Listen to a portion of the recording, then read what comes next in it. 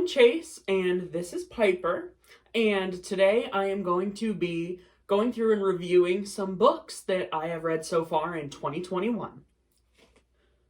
This was the winner of the James Herbert Award for Horror Writing, so this is a horror book, like many of the books I read. Once a year, Scoutmaster Tim Riggs leads a group of boys into the Canadian wilderness for a weekend camping trip.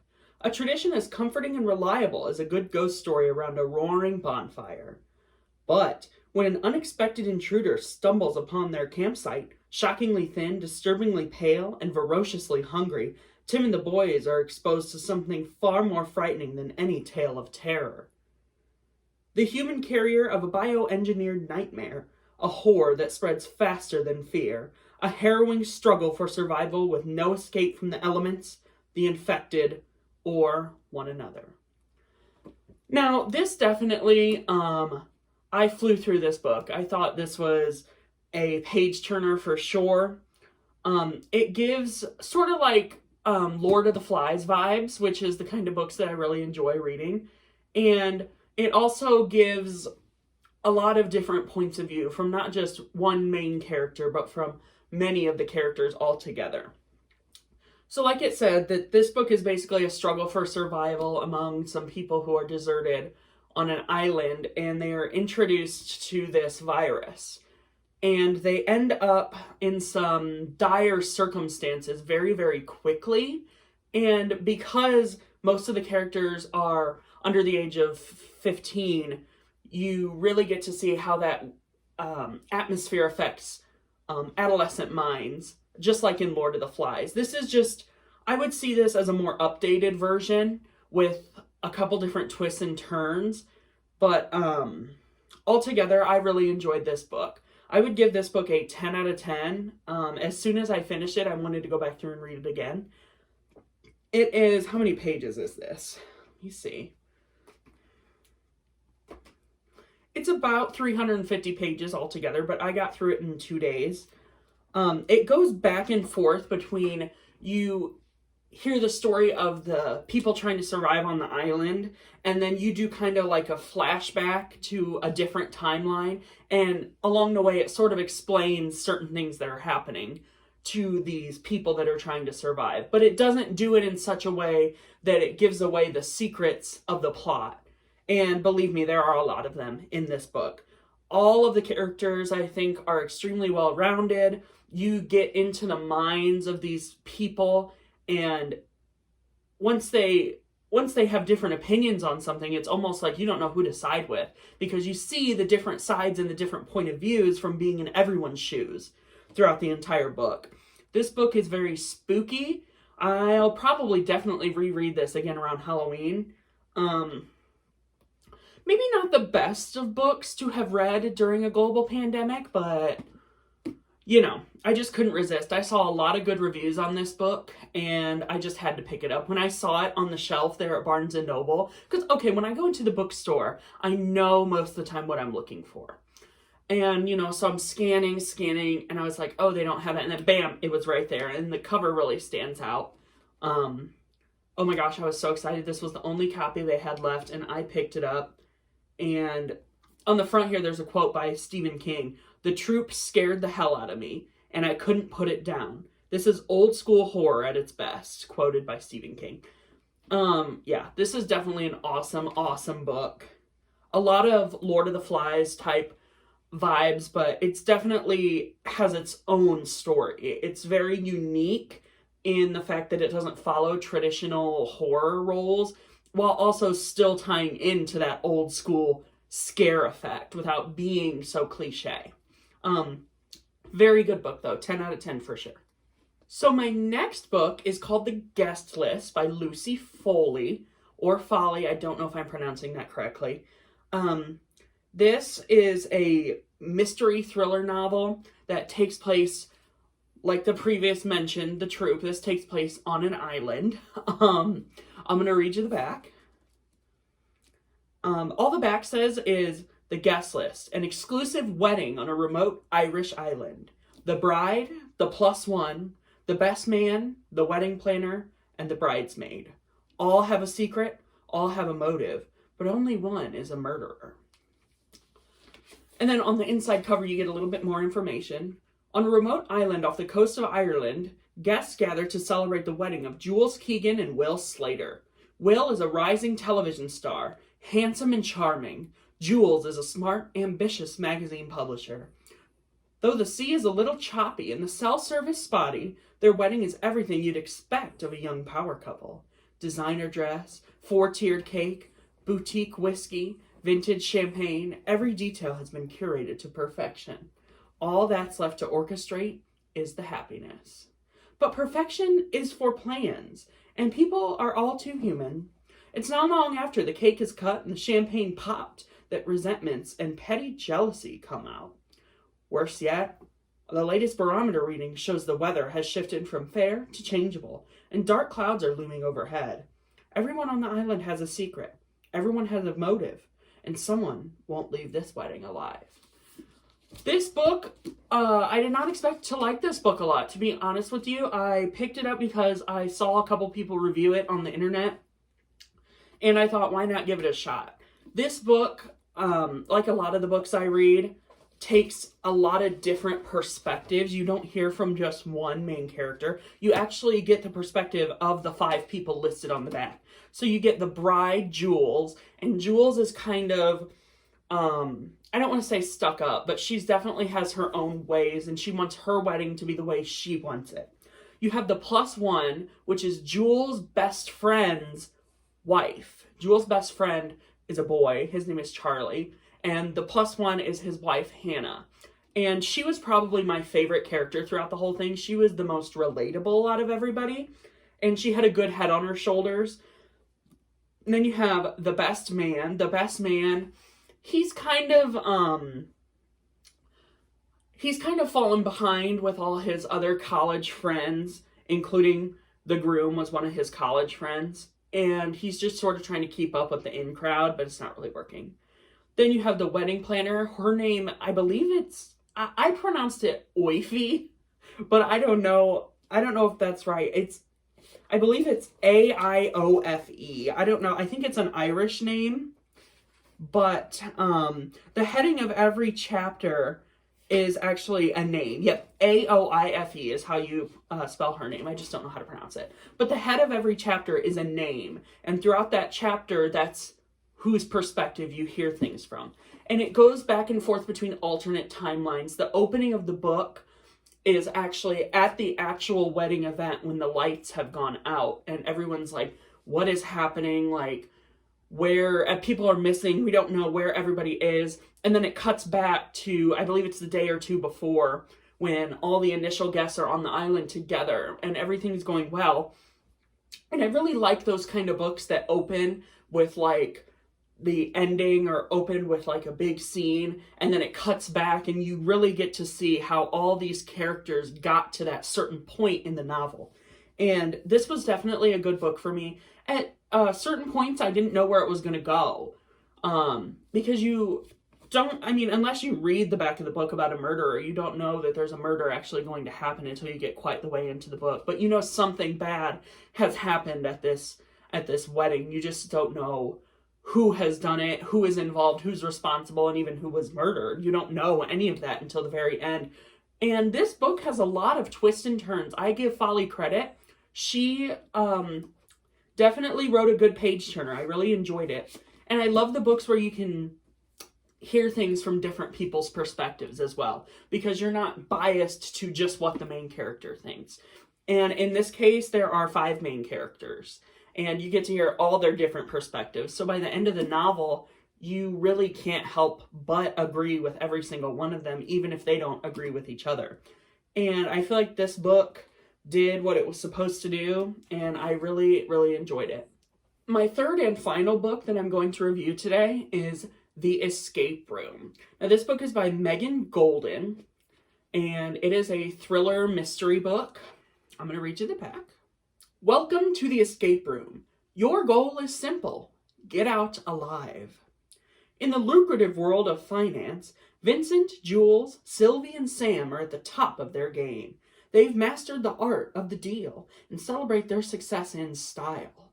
but a life of extreme luxury always comes at a cost. Invited to participate in an escape room challenge as a team-building exercise, the ferociously competitive coworkers crowd into the elevator of a high-rise building, eager to prove themselves. But when the lights go off and the doors stay shut, it quickly becomes clear that there is no ordinary competition. They've caught themselves in a dangerous game of survival. Trapped in the dark, the colleagues must put aside their bitter rivalries and work together to solve cryptic clues to break free. But as the game begins to reveal the team's darkest secrets, they realize there's a price to be paid for the terrible deeds they've committed in their ruthless climb up on the corporate ladder. As tempers fray and the clues turn deadly, they must solve one final chilling puzzle. Which one of them will kill in order to survive? Wow. So I dove right into this. I got this book at Plato's Closet. Actually, it was up by the register. I didn't know they sold books. It was with like 5 or 6 other ones, and I just saw it, and I was like, what the hey? Let's pick it up. And it was actually really good. I really enjoyed this book. I didn't like the cover, because I don't like this lady's face. It creeps me out. But anyways, this book is... I like this quote in the beginning. On one of the first couple of pages, it says, "For everyone who has ever been made to feel powerless, trampled upon, and scorned, this book is for you." And it certainly was. This book follows our main character, Sarah, and she is really struggling to find a job. She's just graduated business school, and she's putting in interviews everywhere, and nothing's working out. And finally, she gets a job at this major company, and she is on the team with Vincent, Jules, Sylvie, and Sam. And so they're all working together, and everything's going seemingly well, and then the timeline jumps. And in this book, it follows 2 timelines. One of the timelines is the elevator, and the other timeline is Sarah Hall. Now, those are the 2 timelines. Each chapter is defined by those 2 titles. The elevator is when all the colleagues get into this elevator and they get stuck in a high-rise building. All the colleagues except Sarah. And that leads us to believe, well, what has happened to Sarah? She's obviously not part of the team anymore, or she wasn't invited. So what's going on? If Sarah is in this alternate timeline explaining to us that she got a job with these folks, then why in this present timeline is she not in the elevator with her colleagues? And soon enough, the timelines converge, and then you get to put together the full story at the very end. Now, the opening scene to this book is actually in the high-rise tower that the colleagues are stuck in the elevator in. And it starts out with a man who's a security guard. He's sort of a side character. We don't really know much about him. But he's patrolling this empty building that's under construction, but there's an elevator that is working, and he's like, what the heck is going on? And the elevator opens, and we know that inside the elevator there is a lot of blood, there's a lot of carnage, and there's a lot of chaos. And we initially don't know what has happened, and Golden opens up the book with that scene, and then it sort of jumps back to the previous day when these colleagues are first getting on the elevator, and it makes you want to read the whole thing in one sitting, because how did these professional colleagues, these 4 people who are dressed in $1,000 clothes and pristine impressed outfits and with their mindsets, how do they go into this elevator and only about 24 hours later it's complete carnage? How does that happen? And it really tests the human mind and what people will do when they are confined to nothing but one another. And we also get to hear Sarah's story, which is a long and tough one. And feelings you have about certain characters at the beginning of the book may be changed completely by the end of the book. This book definitely came with a lesson, and, many lessons. And I think it was, be careful what you wish for. Be careful who you put your trust in, and don't dig yourself into a hole if you don't have a ladder to get back out. Because that is exactly what happens in this book. People let greed blind them into going off the deep end, and soon you have dug yourself a hole so far down that you can't get back up. And that's what a lot of these books that I read have a good subliminal message. Even if they are horror, thriller, mystery books, at the very end, you sort of reflect back and you can see, oh, so this is what's happened. This is the lesson we're trying to be taught here. And even if it's not the writer's intention, most of the time, a lot of these horror books have a lesson at the very end, whether that be for the main characters or the supporting characters or even for the antagonist.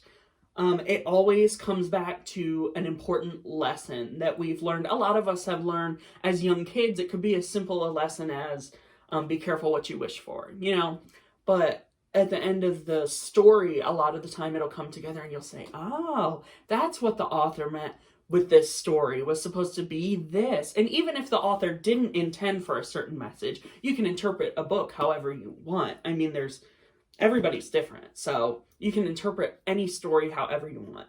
Which brings me to, those were my 3 books that I wanted to go through. And I also wanted to show you my analysis journal. Now, every time I read a book, I have to write down key points that happen in the story. And I do that so if I put the book down for a day or two, I can go back and review, okay, this is what's happened so far.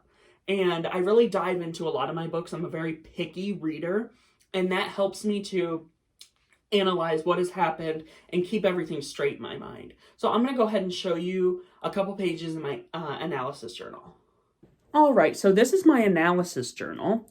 And in the front of it, I have written analysis journal, a detailed summary and interpretation of novels I've read. So basically you go through and let me just pick a random one here. Here, let's talk about one that I've talked about.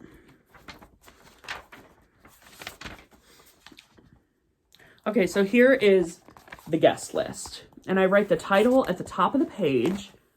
And then I write any key information that happens. In this case, I wrote who the characters were, how they were related to one another, and then I split the story into the different days in which it took place. And I fill the pages, I don't care how many pages it takes, but I will fill it up with a summary of what has happened in the book. And then at the very end, when I'm done reading that particular novel, I will always write the message of the book. In the guest list's case, it had a couple messages. Everyone has secrets, trauma, and a face they show to others. Do not judge a book by its cover. I would definitely say that that was one of the main subliminal messages throughout the book, because every character, not just characters, everybody you meet in your real life shows you what they want to show you. Everybody has their secrets. Everyone has their skeletons in the closet. And that book really just went to show that it's true. I also have The Troop here, which is one that I just reviewed. And I filled out the characters, who they were related to with each other. And I filled out their different personality types.